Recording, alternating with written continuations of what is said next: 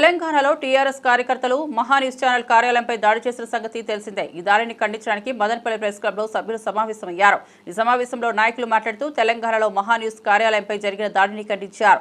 TRS కార్యకర్తలు ఇలాంటి దాడులు చేయడం పత్రికా స్వేచ్ఛకు భంగం కలిగినట్లవుతుందని తెలిపారు. తెలంగాణ ప్రభుత్వం దాడి చేసిన వారిపై కఠిన చర్యలు తీసుకుని పత్రికా స్వేచ్ఛను కాపాడాలని కోరారు. భయపడేటట్టు చర్యలు తీసుకుంటున్నా ఇంకా ఇలాంటి దాడులకు తెగబడతా అన్నారు.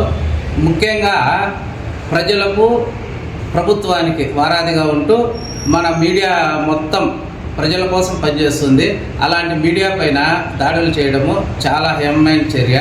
దీనిపైన ప్రతి ఒక్కరూ ఖండించాల్సిన పరిస్థితి ఉంది. కానీ గతంలో కూడా మీడియా మీద ఎక్కువ దాడులు జరుగుతున్నాయి.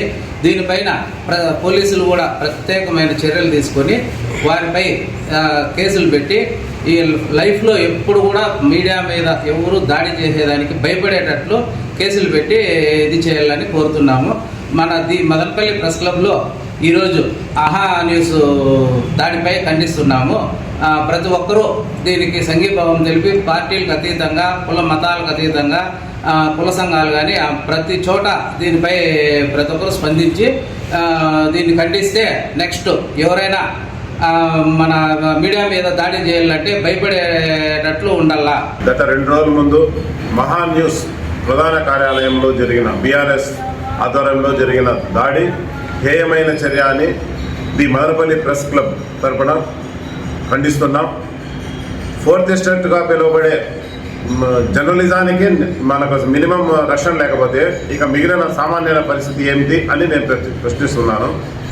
అదేవిధంగా ప్రజాస్వామ్యంలో మాట్లాడే హక్కు ప్రతి ఒక్కరికి ఉంటుంది.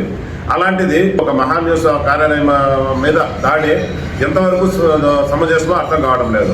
రాజకీయ నాయకులు అయితేనేమి ఏ వ్యక్తి అయినా కూడా ఒక జర్నలిజం మీద కానీ విలేకరుల మీద దాడి కానీ ఆఫీసర్ల మీద దానివ్వండి భవిష్యత్తులో ఎక్కడ ప్రత్యక్షంగా కానీ పరోక్షంగా కానీ ఎవరి మీద దాడులు జరగకుండా వారు జరిపించిన వారిపై తీవ్రంగా కఠిన చర్యలు తీసుకోవాలి. ఇటీవల హైదరాబాద్ నగరంలోని మహాన్యూస్ ప్రధాన కార్యాలయం పైన బీఆర్ఎస్ నాయకులు కార్యకర్తలు దాడి చేయడాన్ని ది మదనపల్లి ప్రెస్ క్లబ్ తరఫున తీవ్రంగా ఖండిస్తున్నాం. 4th ఎస్టేట్గా పిలువబడే మీడియా పైనే దాడులు జరుగుతుండడం దురదృష్టకరం. మీడియా పైన కానీ మీడియా ప్రతినిధుల పైన కానీ దాడులు జరగకుండా కేంద్ర రాష్ట్ర ప్రభుత్వాలు పటిష్టమైన చర్యలు చేపట్టాలి. అదేవిధంగా ప్రత్యేక చట్టాలు తీసుకురావాలని విజ్ఞప్తి చేస్తున్నాం.